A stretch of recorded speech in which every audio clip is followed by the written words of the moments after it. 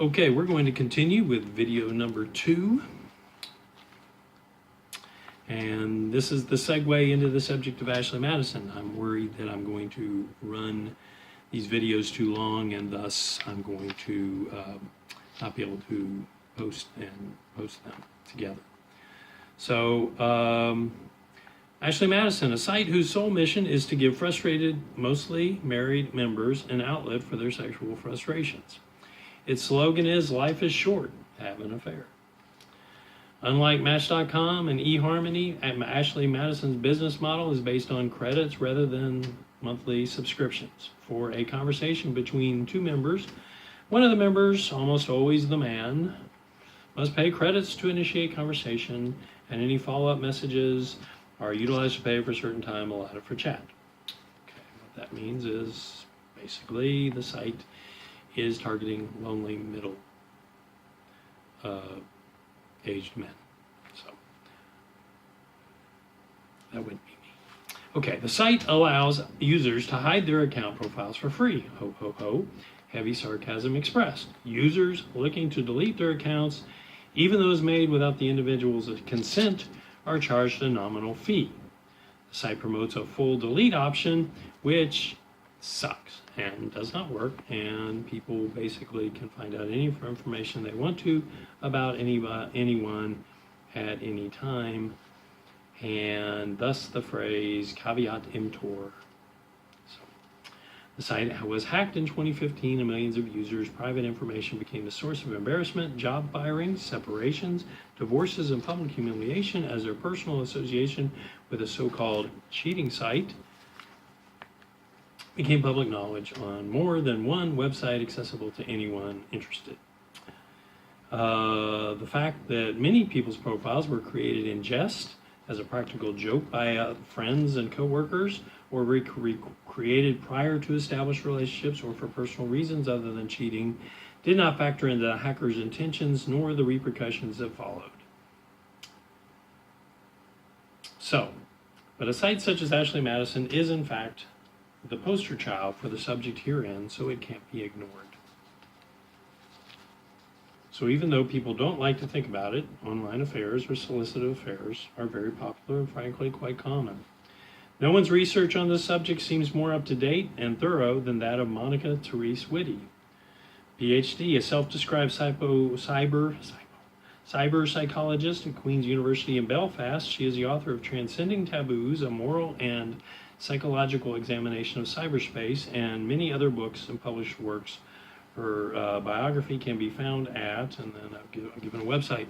In fact, I went there and I found a bunch more articles that I would love to read and would have included. However, I don't have the time, but they look fascinating, and even though some of it's difficult to read, it's very, very interesting stuff. Dr. Whitty, in her 2003 paper, as published in the School of Applied Social and Human, blah, blah, blah, blah, blah, pushing the wrong buttons, explains the following. By examining infidelity in relationships as defined as sexual infidelity, emotional infidelity, and pornography, it was concluded the following hypotheses are valid. Women will be more likely to consider all the facts before mentioned as violations of fidelity compared to men. Older people consider those violations of fidelity compared to younger people. Those who are currently in a relationship will be more likely to rate the acts as violations of fidelity than those not in a relationship.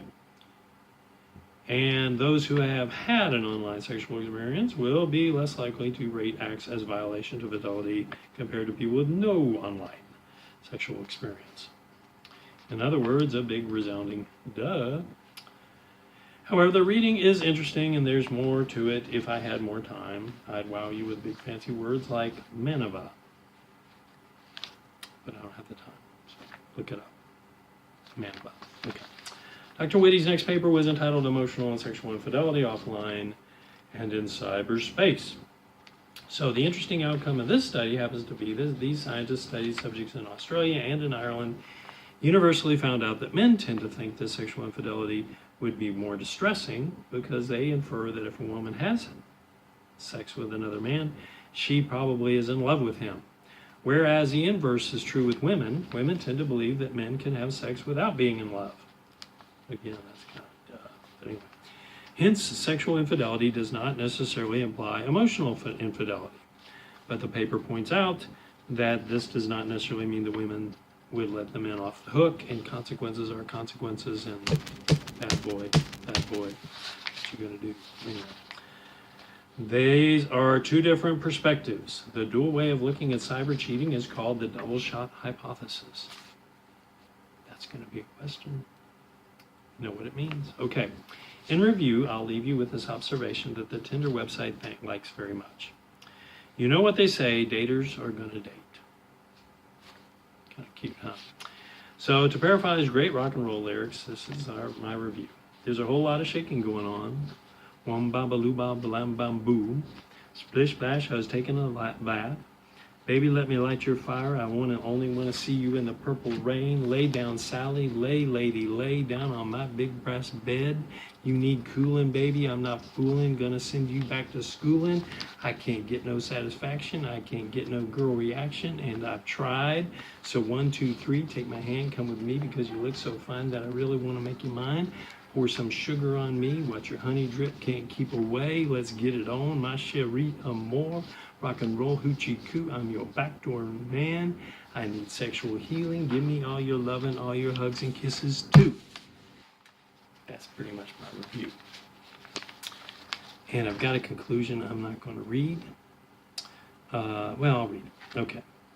So another article says that basically online dating is a good thing. It's actually increasing the success of marriages, and believe it or not. And so it's changed things for the better, and it's going to, in fact, kind of revolutionize the way we're dating. And it may come back to haunt us and become a bad thing, but right now, online dating, not online sexting, online dating is actually a pretty good thing, and that's actually been working out really well. And in fact, I met the current lady that I am dating online, and it wasn't on Ashley Madison, and it wasn't on Quink. Anyway, it was actually on another site, a legitimate site, and things are working out quite well. And so I got a reference page, and then I've got questions for the listener. Stay tuned for those.